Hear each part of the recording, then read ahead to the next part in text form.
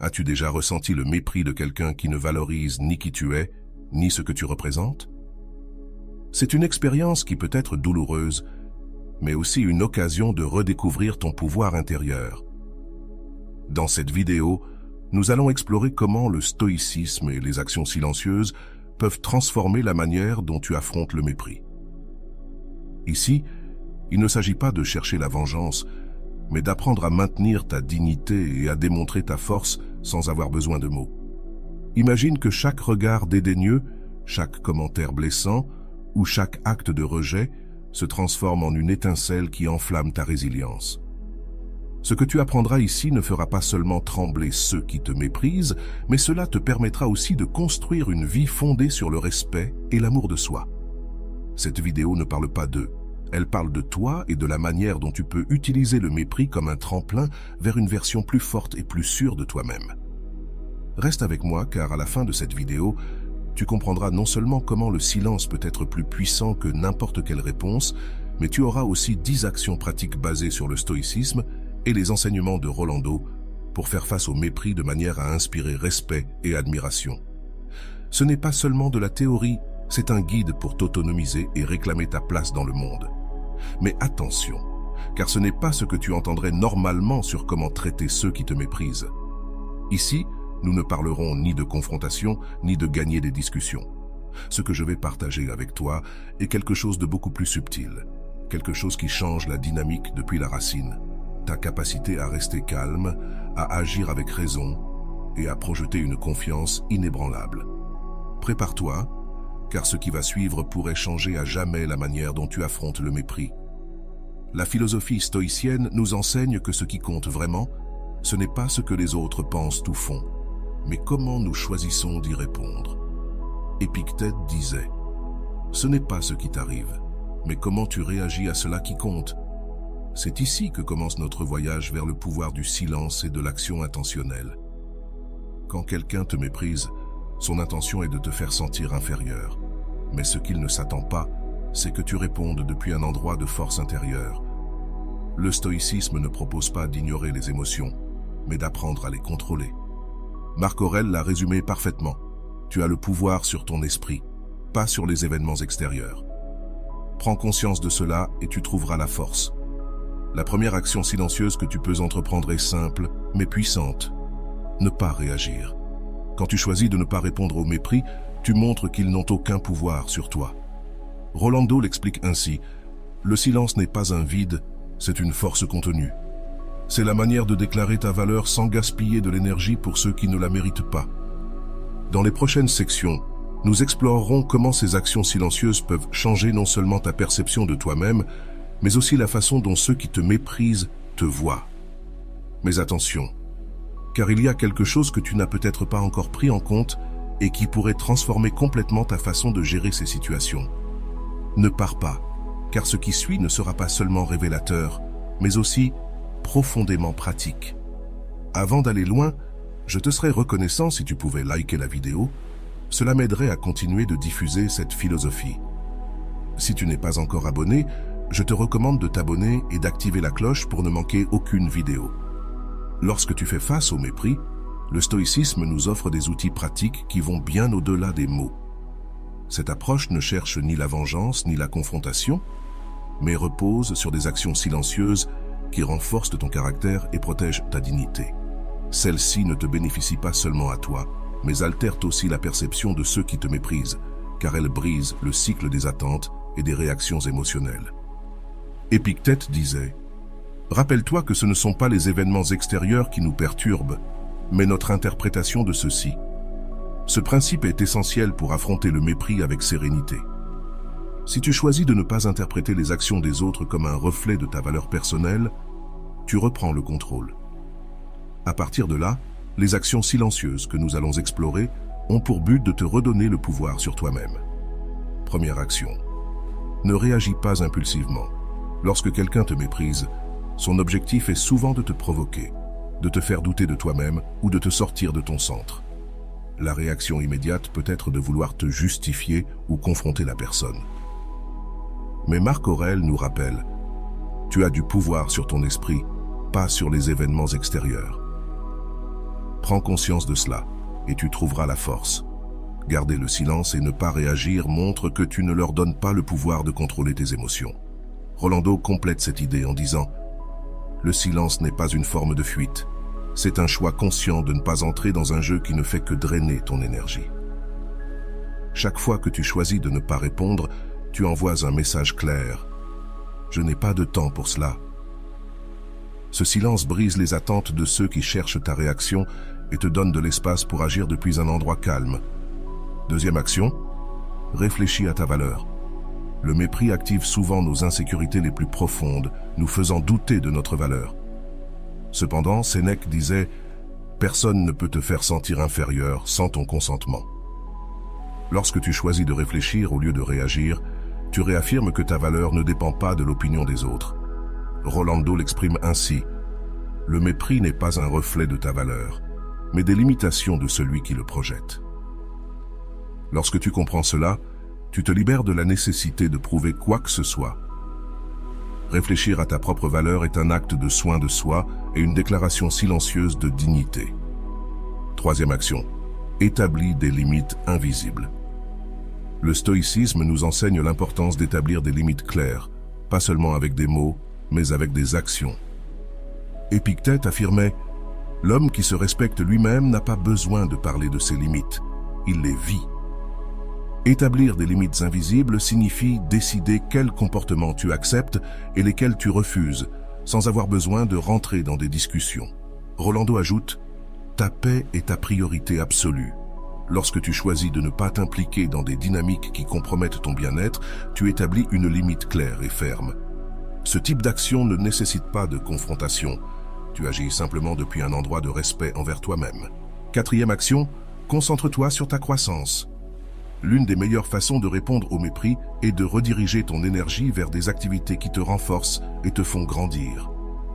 Marc Aurèle disait « Fais ce que tu dois faire, mais fais-le avec excellence. » Au lieu de perdre du temps et de l'énergie avec ceux qui te méprisent, concentre-toi sur la construction d'une vie qui reflète tes valeurs et tes aspirations. Rolando résume cela de manière percutante. La meilleure réponse à ceux qui te méprisent est de leur montrer que leur opinion n'a aucun impact sur ton progrès. Lorsque tu choisis de grandir plutôt que de t'enliser dans le mépris, tu envoies un message puissant, non seulement à eux, mais aussi à toi-même. Cinquième action.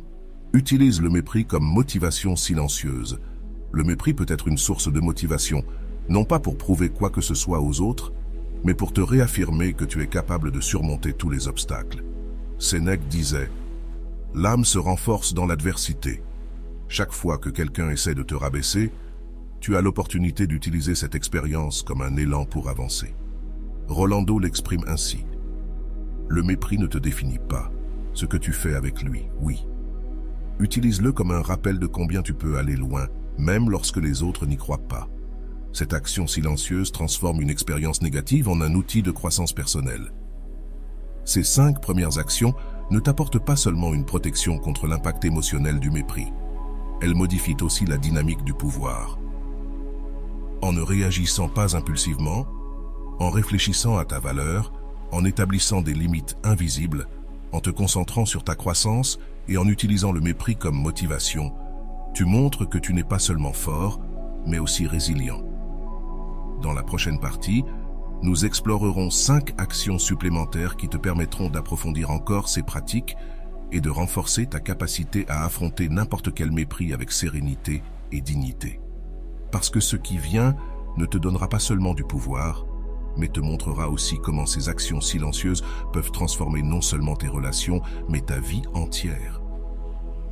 Dans cette section, nous continuerons d'explorer les actions silencieuses qui peuvent faire trembler ceux qui te méprisent, mais plus important encore, renforcer ton caractère et ta dignité. Ces 5 dernières actions sont conçues pour transformer non seulement la manière dont tu gères le mépris, mais aussi la façon dont tu te perçois.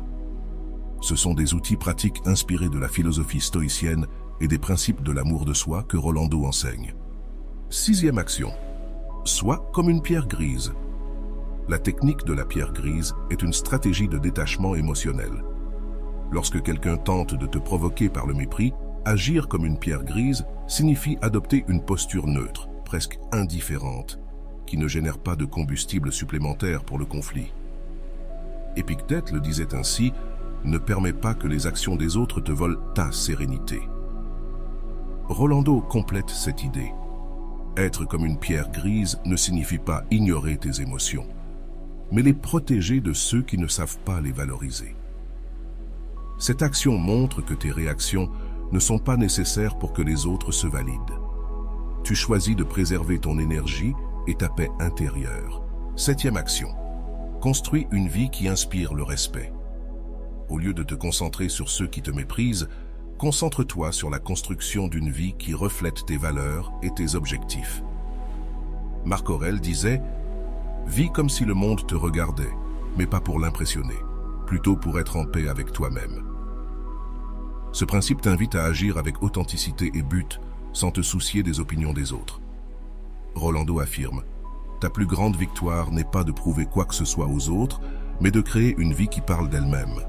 En construisant une vie riche en expériences et en réussite personnelle, tu montres que leur mépris ne définit pas ton chemin. » 8e action, pratique l'autocompassion. Lorsque quelqu'un te méprise, il est facile de tomber dans l'auto-jugement. Regarde-toi avec des yeux compréhensifs, surtout dans les moments difficiles. Cette action silencieuse te permet de te reconnecter à toi-même et de guérir de l'intérieur. 9e action, apprends à lâcher prise. Le stoïcisme nous enseigne que s'accrocher à des émotions ou des pensées négatives nous fait plus de mal que l'événement lui-même. Épictète disait « Ce qui te perturbe, ce n'est pas les faits, mais comment tu t'y accroches. » Lâcher prise du mépris des autres ne signifie pas l'ignorer, mais se libérer de son impact. Rolando l'exprime ainsi. Lâcher prise n'est pas oublier ce qui s'est passé, mais décider que cela n'a plus de pouvoir sur toi. C'est un acte d'amour propre. Ce processus n'est pas immédiat, mais chaque fois que tu choisis de lâcher prise, tu te libères d'un fardeau inutile. 10e action.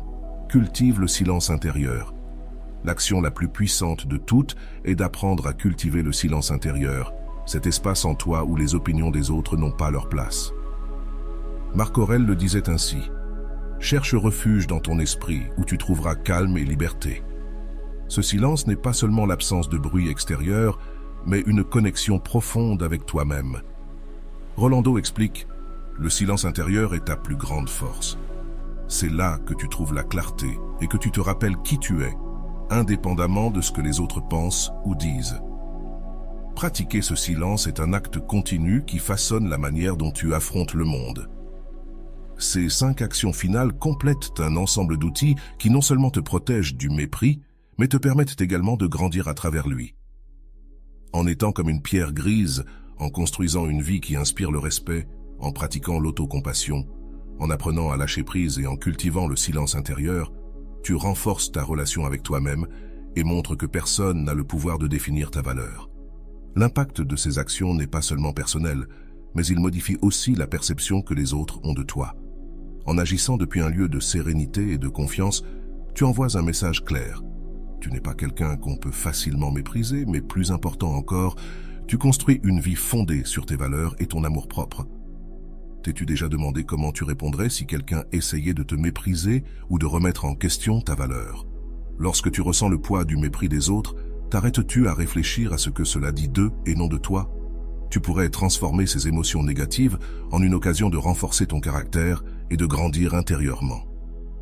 Que se passe-t-il en toi quand tu choisis de ne pas réagir face au mépris? Penses-tu que ce silence puisse être plus puissant que n'importe quel mot? Si tu étais capable de faire une pause et de ne pas répondre immédiatement, comment la dynamique entre toi et celui qui te méprise changerait-elle? Lorsque quelqu'un essaie de te minimiser, as-tu réfléchi à la manière de construire une vie si solide que ces mots perdent toute force? Quel pas pourrais-tu faire aujourd'hui pour te concentrer sur tes objectifs personnels plutôt que de t'inquiéter des opinions des autres? Que signifie pour toi être comme une pierre grise dans ces situations? Dans quelle mesure permets-tu que le mépris des autres influence ton estime de toi? Pourrais-tu rediriger cette énergie vers des activités qui renforcent ta confiance et ton sens du but? Comment ta perception de toi-même changerait-elle si tu décidais que le mépris n'a aucun pouvoir sur ta valeur? Quand as-tu pratiqué la compassion envers toi-même pour la dernière fois en moment de mépris? Te traites-tu avec la même bienveillance que tu offrirais à un ami proche? Qu'est-ce qui t'empêche de te voir avec des yeux plus compréhensifs et moins critiques dans ces moments-là? Si quelqu'un te méprise, que te dit cette situation sur cette personne?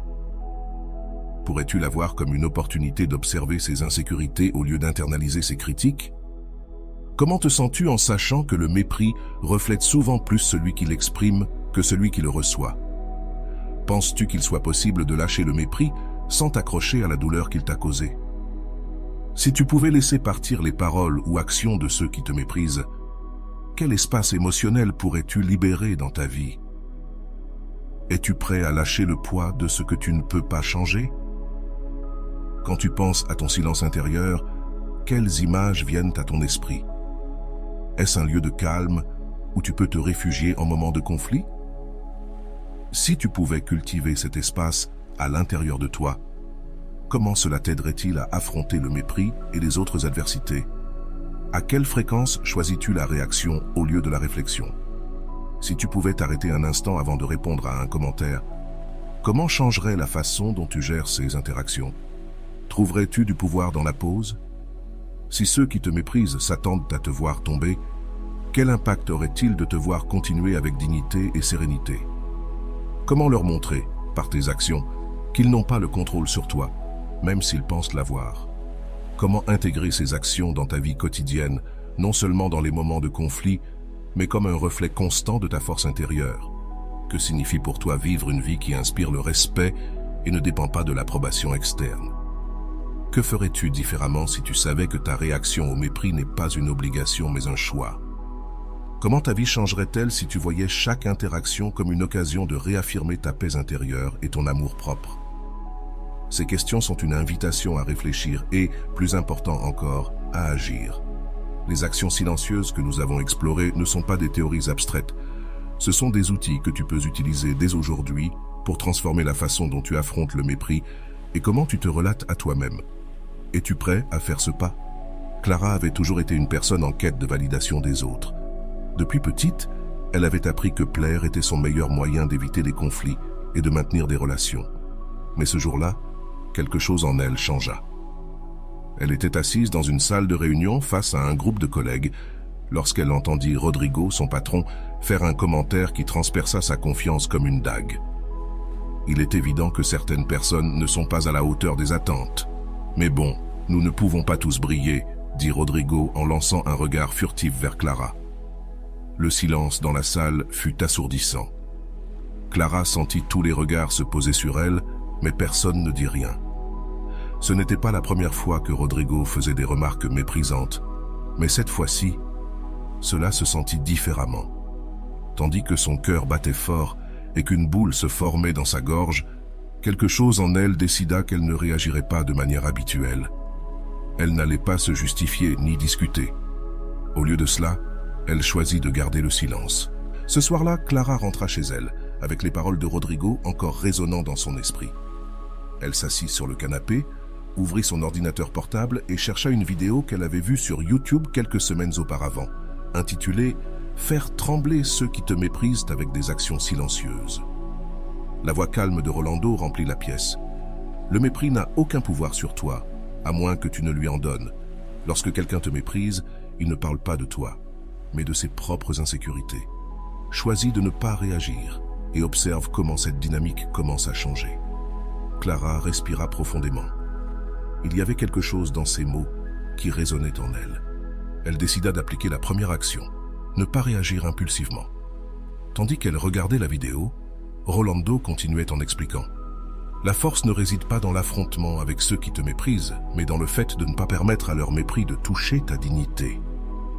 Le lendemain, Clara revint. Rodrigo ne tarda pas à faire un autre commentaire sarcastique sur l'un de ses projets. Cette fois, Clara le regarda directement, resta calme et ne dit rien. Son silence sembla déstabiliser Rodrigo, qui était habitué à ce qu'elle essaie de se justifier ou de se défendre. Mais cette fois, il n'obtint rien. C'était comme s'il avait lancé un dart qui se dissipa dans l'air. Pendant le déjeuner, Clara partagea ce qui s'était passé avec son amie Laura. « Comment tu peux rester silencieuse ?» demanda Laura, visiblement contrariée. « Tu devrais l'affronter. »« Je ne vais pas jouer à son jeu, » répondit Clara tranquillement. Ce n'est plus une question de lui, c'est une question de moi. Laura fronça les sourcils, mais ne persista pas. Clara savait que son amie parlait par souci, mais elle comprenait aussi que répondre ne la mènerait nulle part. Elle avait pris la décision de protéger sa paix, et ce silence était sa première barrière. Cet après-midi-là, alors qu'elle travaillait à son bureau, Clara reçut un email de Rodrigo demandant des changements inutiles sur un projet déjà approuvé. Clara ressentit la familiarité de la frustration, mais se rappela la deuxième action, réfléchir à sa valeur. Elle se leva, sortit dans le couloir et prit une grande inspiration. « Ce n'est pas à moi, dit-elle. Ma valeur ne dépend pas de son approbation. » Lorsqu'elle retourna à son bureau, elle décida d'aborder le projet avec calme sans se laisser submerger par la situation. Ce n'était pas sa mission, mais un choix conscient de ne pas alimenter le conflit. Le soir même, Clara rouvrit son ordinateur portable pour écrire dans son journal. Elle nota « Aujourd'hui, j'ai choisi ma paix plutôt que mon orgueil. Je n'ai pas réagi, et bien que cela ait été difficile, je sens que j'ai gagné quelque chose de plus précieux, le contrôle sur moi-même. » En écrivant, elle se souvint d'une autre phrase de Rolando. « Ton silence n'est pas une défaite, c'est une déclaration que ta valeur n'est pas en jeu. » L'impact du silence de Clara ne passa pas inaperçu. Rodrigo commença à se montrer mal à l'aise dans ses interactions avec elle, ne recevant pas les réactions qu'il attendait. Ses tentatives de mépris semblaient perdre de leur force. Mais le plus important fut la manière dont Clara commença à se voir elle-même. Pour la première fois, elle sentait qu'elle récupérait le pouvoir qu'elle avait laissé entre les mains des autres pendant si longtemps. Cependant, ce n'était que le début de sa transformation. Dans la prochaine partie, nous verrons comment Clara approfondit les actions silencieuses, affrontant de nouveaux défis et découvrant la véritable force qui se trouvait en elle. Le lendemain matin, Clara se réveilla en se sentant différente. Il y avait quelque chose à l'intérieur d'elle qui n'était pas là auparavant, une calme qui l'enveloppait comme un bouclier invisible. En se préparant pour aller au travail, elle se rappela une des phrases de Rolando qu'elle avait notées dans son journal. « Ta dignité n'a pas besoin de mots pour se manifester. Elle se reflète dans tes actions et dans la manière dont tu choisis de faire face au monde. » Ce jour-là, Rodrigo revient à ses habituels commentaires méprisants. Lors d'une réunion, tandis qu'ils examinèrent les progrès du projet, il lança une moquerie sur un graphique que Clara avait préparé. « C'est ça le meilleur que tu puisses faire. Peut-être devrions-nous demander à quelqu'un d'autre de le revoir. » Clara le regarda tranquillement, prit une grande inspiration et d'une voix ferme mais calme répondit « Le graphique répond aux objectifs que nous avons fixés. Si tu as une suggestion spécifique, je peux la prendre en compte. » Rodrigo sembla surpris par sa réponse. Ce n'était pas la réaction qu'il attendait. Il n'y avait ni justification ni confrontation, juste une assurance tranquille qui désarma son intention de dénigrer. Les autres dans la salle semblèrent remarquer le changement chez Clara, et certains acquiesçaient discrètement en signe de soutien. Cet après-midi-là, Clara déjeuna avec Laura, qui était visiblement impressionnée. « Qu'est-ce qui t'est arrivé ?» demanda Laura. « Tu n'avais jamais géré Rodrigo de cette manière. J'ai décidé que je ne vais plus laisser ses commentaires définir comment je me sens avec moi-même, » répondit Clara en souriant et en prenant une gorgée de son café. « Je pratique ce que j'ai appris de Rolando. C'est un processus, mais je me sens plus forte. » Laura la regarda avec admiration. « Je veux apprendre ça aussi. Tu m'inspires, Clara. » Au cours des semaines suivantes, Clara commença à appliquer davantage des actions silencieuses qu'elle avait apprises. Elle se rappela de la troisième action, établir des limites invisibles. Un jour, Rodrigo lui assigna une tâche qui ne faisait pas partie de ses responsabilités, quelque chose qu'elle aurait accepté sans questionner auparavant. Cette fois, Clara décida qu'elle ne le ferait pas. Elle s'approcha de Rodrigo et, d'une voix sereine, dit « Je comprends que cette tâche soit importante, mais elle ne fait pas partie de mes responsabilités. Je suggère qu'elle soit assignée à une autre personne. » Quelqu'un de plus adapté à cela, Rodrigo la regarda clairement contrarié, mais il ne put argumenter contre elle. Clara avait parlé depuis un endroit de sécurité, sans avoir besoin de justifier sa position. Sa réponse n'était pas seulement ferme, mais aussi respectueuse, ce qui rendait difficile toute représaille. Cette nuit-là, en écrivant dans son journal, Clara réfléchit au pouvoir des limites. Aujourd'hui, j'ai appris que dire non est une façon de protéger mon temps et mon énergie. Je n'ai pas besoin de justifier mes limites. Je dois simplement les respecter. Elle sentait qu'au fur et à mesure, elle reprenait le contrôle de sa vie. L'impact de sa transformation ne se reflétait pas seulement dans sa relation avec Rodrigo, mais aussi dans la façon dont elle se percevait elle-même. Elle décida de s'inscrire à un cours de design graphique avancé, quelque chose qu'elle avait reporté pendant des années. Elle savait que sa croissance professionnelle était une manière de réaffirmer sa valeur, non pour les autres, mais pour elle-même. Lors d'une conversation avec Laura, elle partagea sa décision. « Je veux continuer à grandir, pas pour prouver quoi que ce soit à Rodrigo ou à qui que ce soit, mais parce que je veux être fière de ce que je fais. C'est la Clara que j'ai toujours voulu être. » Laura sourit. « Je suis tellement fière de toi. » En avançant dans son processus, Clara se rappela de la 4e action, utiliser le mépris comme motivation silencieuse. Au lieu de laisser les commentaires de Rodrigo la freiner, elle les utilisa comme un rappel que sa valeur ne dépendait pas de lui. Chaque jour où elle choisissait d'avancer malgré ses commentaires, elle sentait qu'elle gagnait. Un après-midi, tandis qu'elle revoyait quelques rapports, Rodrigo s'approcha d'elle avec une attitude étonnamment conciliatrice. « Clara, je voulais te dire que ton travail sur le dernier projet était excellent. Beau travail. » Clara le regarda, surprise par ces mots. Elle savait que ce n'étaient pas des excuses, mais elle ne s'attendait pas non plus à recevoir un compliment de sa part. « Merci, Rodrigo. J'apprécie que tu le reconnaisses. » Sa réponse fut simple, sans émotion excessive ni sarcasme.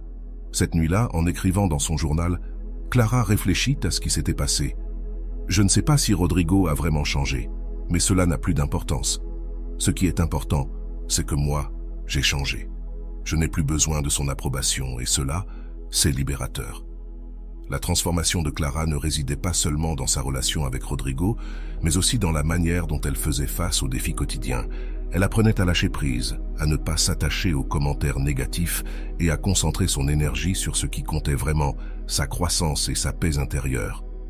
Dans la prochaine partie, nous verrons comment Clara porte ses enseignements à un nouveau niveau, affrontant des défis encore plus grands et découvrant le véritable pouvoir des actions silencieuses. Un mois après que Clara ait commencé à appliquer les actions silencieuses apprises, les changements dans sa vie étaient évidents. Elle n'avait pas seulement transformé sa relation avec Rodrigo, mais elle avait aussi renforcé sa confiance en elle et redéfini ses priorités. Cependant, un nouveau défi allait mettre à l'épreuve tout ce qu'elle avait appris.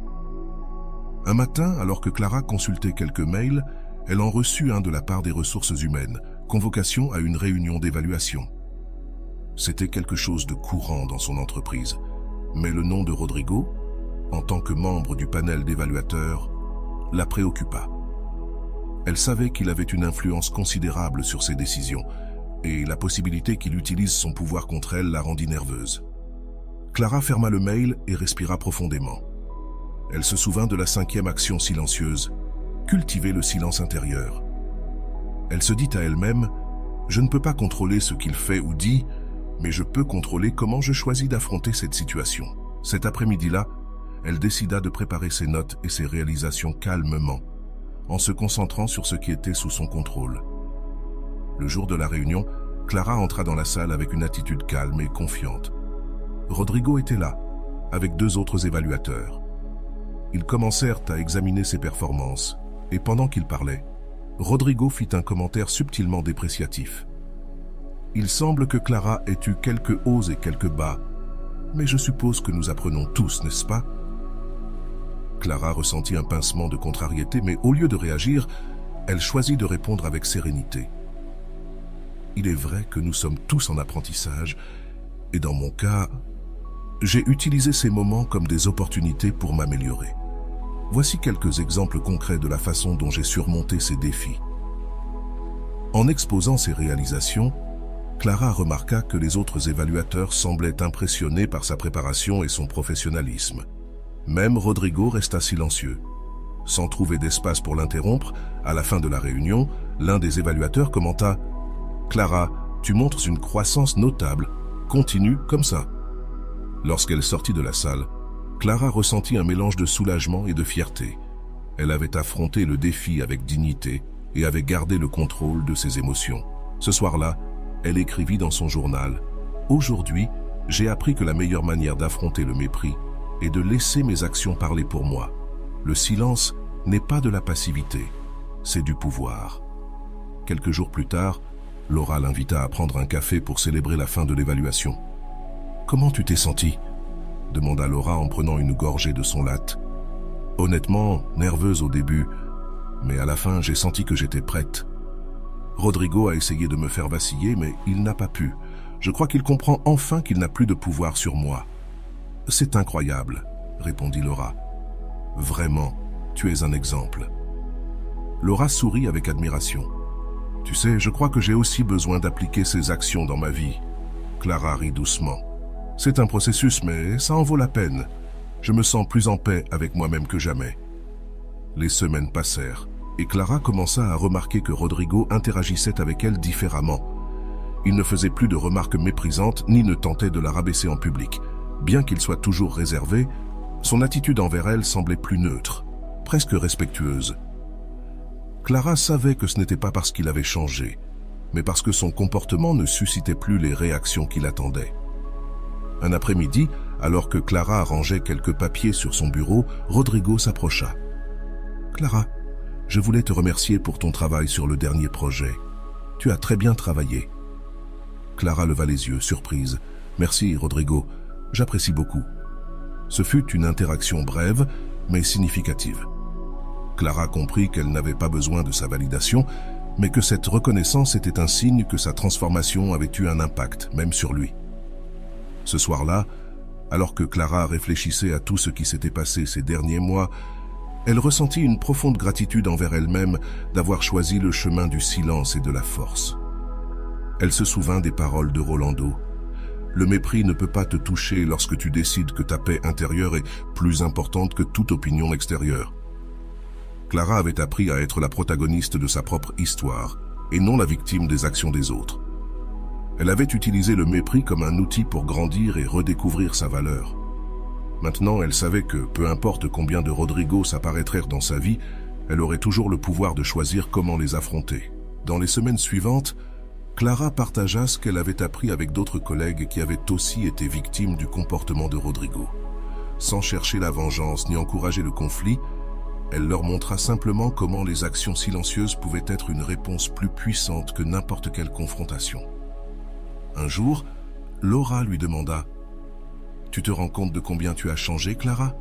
Avant, tu aurais évité toute situation avec Rodrigo, mais maintenant tu inspires les autres. » Clara sourit et répondit « Ce qui compte, ce n'est pas comment les autres te traitent, mais comment tu choisis de te traiter toi-même. Et j'ai choisi que je mérite la paix et le respect. » L'histoire de Clara ne se termina pas par une fin spectaculaire ni un changement radical chez Rodrigo. Elle se termina par quelque chose de bien plus important. Une transformation intérieure qui la préparait à tout défi futur. À chaque interaction, Clara portait avec elle les leçons apprises, montrant que la véritable force ne réside pas dans ce que tu dis, mais dans la manière dont tu choisis de vivre. L'histoire de Clara incarne de manière vivante les principes du stoïcisme appliqués à la vie quotidienne, montrant comment la philosophie ancienne peut offrir des outils pratiques pour affronter les défis modernes. Dès qu'elle expérimente le mépris de Rodrigo, sa transformation commence par un changement de perspective profondément enraciné dans l'idée stoïcienne de contrôler ce qui est en nous et de lâcher prise sur ce qui est hors de notre contrôle. Épictète, l'un des principaux représentants du stoïcisme, enseignait que ce ne sont pas les choses en elles-mêmes qui nous perturbent, mais nos opinions à leur sujet. Clara internalise ce principe en décidant que les commentaires de Rodrigo n'ont pas le pouvoir de la définir. Plutôt que de réagir impulsivement, elle choisit de ne pas interpréter ses paroles comme une menace pour sa valeur personnelle, ce qui marque le premier pas de sa transformation. Le silence que Clara a adopté en réponse n'est pas un signe de soumission, mais une action intentionnelle qui reflète un contrôle de soi. Selon Marc Aurèle, la meilleure façon de se défendre est de ne pas leur ressembler. En ne participant pas au jeu de Rodrigo, Clara montre qu'elle n'est pas prête à descendre au niveau du mépris qu'il tente de lui imposer. Ce geste de résistance passive protège non seulement sa dignité, mais désarme également le pouvoir de Rodrigo sur elle. Un autre aspect essentiel du stoïcisme que Clara applique est la pratique de l'introspection. Sénèque disait « Le premier pas vers la paix est de s'observer soi-même ».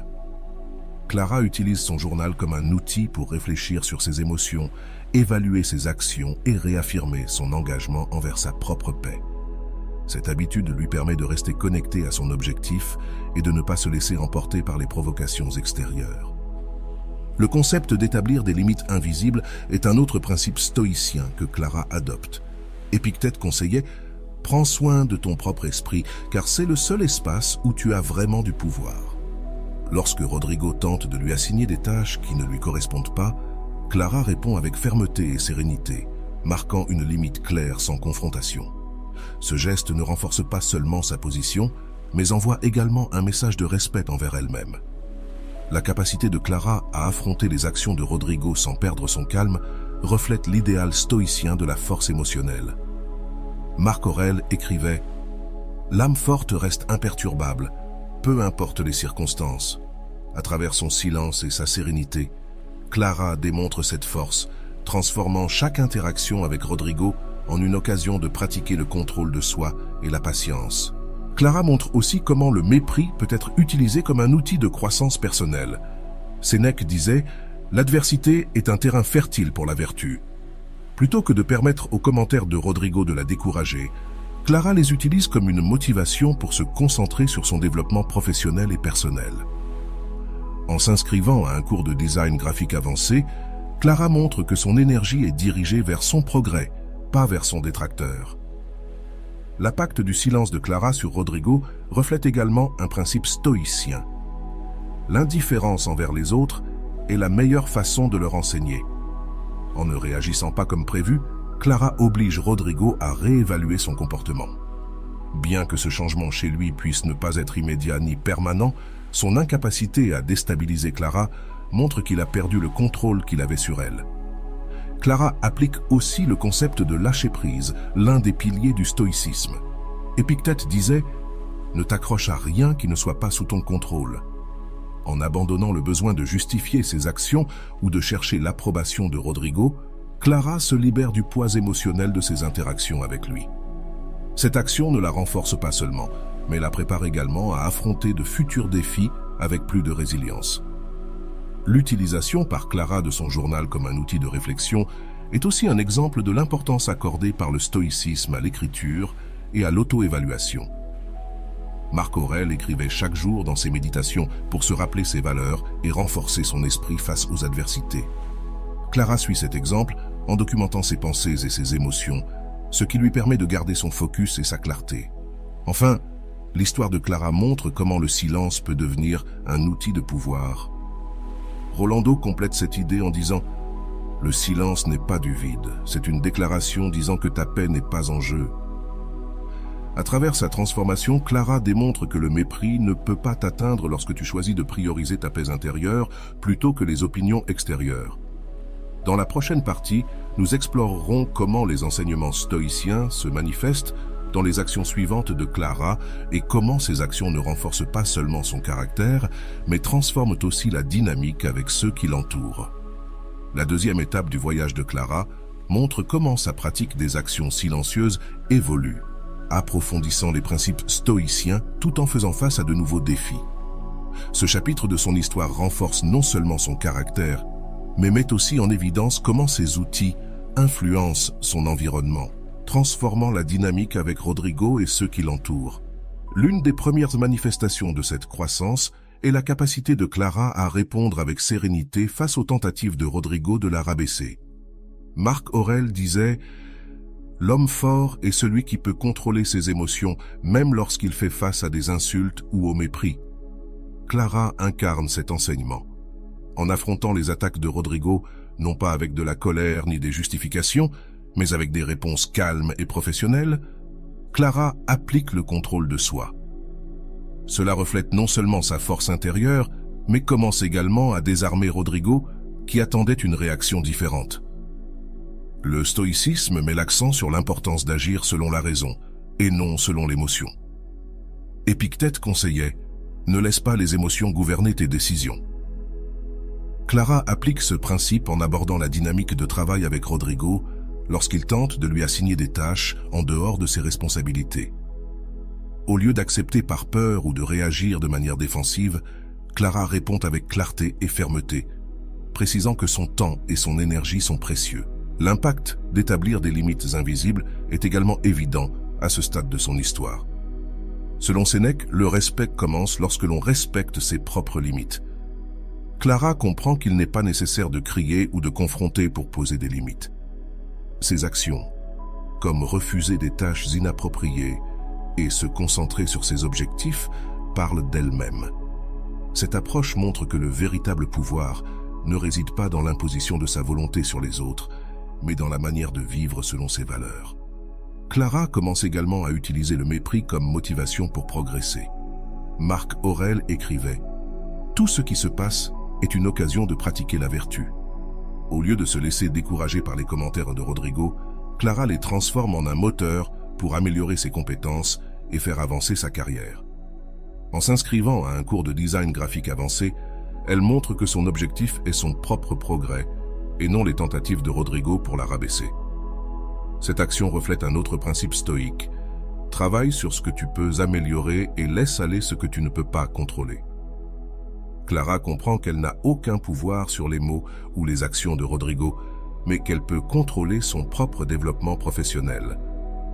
En investissant dans sa propre croissance, non seulement elle se renforce, mais elle commence aussi à redéfinir la façon dont les autres l'aperçoivent. L'impact de ses actions ne passe pas inaperçu dans son environnement. Rodrigo, n'obtenant pas les réactions qu'il attendait, commence à ajuster son comportement. Bien que ses commentaires ne disparaissent pas immédiatement, son ton change et devient progressivement plus neutre. Cela reflète un principe clé du stoïcisme. Lorsque tu changes de comportement, tu forces les autres à reconsidérer le leur. Le silence de Clara a aussi un effet contagieux. Laura, son amie et collègue, commence à remarquer la transformation de Clara et exprime son admiration. Ce changement inspire Laura à envisager d'appliquer les mêmes outils dans sa propre vie. Marc Aurèle disait « Sois un exemple pour les autres, non par des mots, mais par des actions ». Clara, sans le chercher, devient une source d'inspiration pour ceux qui l'entourent. La capacité de Clara à maintenir son focus intérieur reflète également le principe stoïque de l'indifférence aux choses extérieures.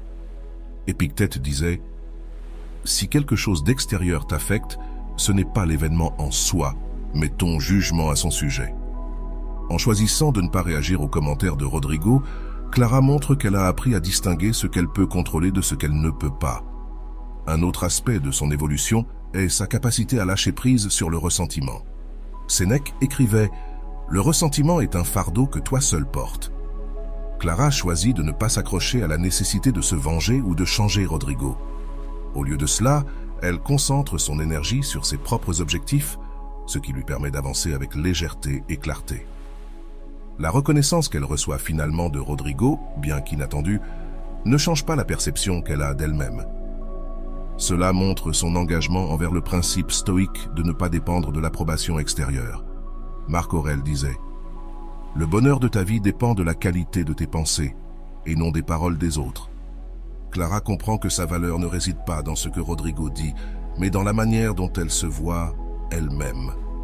À la fin de cette étape, Clara est passée d'une personne cherchant la validation extérieure à quelqu'un qui se valide elle-même à travers ses actions et ses décisions.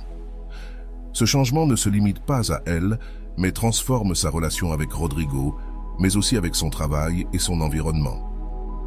Dans la prochaine partie, nous analyserons comment ces dernières leçons consolident sa transformation et quel impact elles ont sur sa vie à long terme.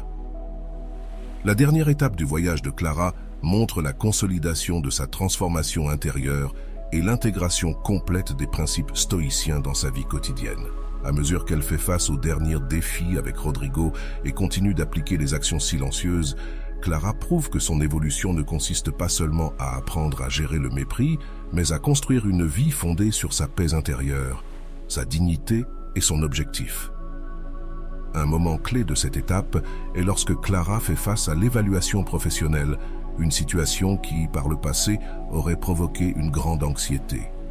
Épictète disait Ne t'inquiète pas de ce que les autres pensent de toi, inquiète-toi de ce que toi tu penses de toi-même. Clara applique ce principe en préparant son évaluation depuis un endroit de calme, sans se concentrer sur ce que Rodrigo pourrait dire, mais sur ce qu'elle sait avoir accompli. Cela reflète un profond changement dans son approche mentale. La façon dont Clara gère les remarques méprisantes de Rodrigo pendant l'évaluation est un exemple parfait de ce que Marc Aurèle appelait la force de l'âme. Il disait « Sois comme un rocher contre lequel les vagues frappent, mais qu'elles ne déplacent pas ». Clara répond à ces critiques avec sérénité et professionnalisme, montrant que son estime d'elle-même ne dépend plus de l'opinion de Rodrigo ni de sa capacité à la dénigrer. Un aspect fascinant de cette étape est la manière dont le silence de Clara transforme sa relation avec Rodrigo. Ne recevant pas les réactions qu'il attend, il commence à changer son attitude envers elle, montrant une reconnaissance qui, bien que subtile, fait une différence. Cela reflète le principe stoïcien selon lequel la meilleure manière de faire face à ceux qui te méprisent est de ne pas leur ressembler. Clara ne cherche ni vengeance ni approbation. Elle agit simplement depuis un lieu d'authenticité et de sécurité. Clara continue également de progresser dans son développement personnel et professionnel, en s'inscrivant à de nouveaux cours et en partageant ce qu'elle a appris avec ses collègues. Cicéron disait « La vertu ne doit pas seulement être vécue, mais partagée ». En inspirant d'autres personnes comme Laura, Clara démontre que sa transformation a non seulement un impact sur elle-même, mais aussi sur ceux qui l'entourent. Elle devient un exemple de la façon de gérer les adversités avec dignité et force. La fin de l'histoire de Clara ne réside pas dans le changement de Rodrigo, mais dans la libération émotionnelle qu'elle atteint. Cela reflète l'un des piliers du stoïcisme. Le véritable triomphe ne réside pas dans le changement des autres, mais dans le changement de soi-même. Clara ne se définit plus par les commentaires ou les attitudes de Rodrigo, mais vit une vie qui reflète ses valeurs, ses objectifs et son amour-propre. Réflexion socratique pour vous. T'es-tu demandé comment tu réagirais si tu étais à la place de Clara? Que ferais-tu si quelqu'un dans ton entourage essayait constamment de te dénigrer? Penses-tu que le silence et la sérénité pourraient être plus efficaces qu'une confrontation directe? Comment te sentirais-tu en prenant le contrôle de tes émotions au lieu de laisser les autres le faire pour toi? Que signifie pour toi poser des limites invisibles dans ta vie? Pourrais-tu communiquer ta valeur et ton respect envers toi-même sans avoir besoin d'explications ou de confrontation? Comment changerait la dynamique de tes relations si tu agissais depuis un lieu de calme et d'autocontrôle, comme Clara? Si quelqu'un essayait de te dénigrer aujourd'hui, te concentrerais-tu sur la démonstration de ta valeur ou choisirais-tu de te prouver à toi-même que son opinion ne définit pas qui tu es? Quelles ressources as-tu à ta disposition pour faire face à ces situations? Comment pourrais-tu utiliser le mépris comme une opportunité de grandir plutôt que de laisser cela te stopper? Quand tu regardes à l'intérieur de toi, trouves-tu un endroit de silence intérieur où les opinions extérieures n'ont pas de poids? Si ce n'est pas le cas, que pourrais-tu faire pour le cultiver? Quelle serait ta vie si tu apprenais à maintenir cet espace sacré où seul toi décides de ta valeur? Et voilà, j'espère que vous avez trouvé beaucoup de valeur dans cette vidéo. Merci d'être resté jusqu'à la fin de cette vidéo. J'adore quand vous faites ça. Si vous avez bien compris les enseignements de cette vidéo, vous pouvez écrire en commentaire « Je choisis de garder le silence ». J'espère vous revoir dans une autre vidéo.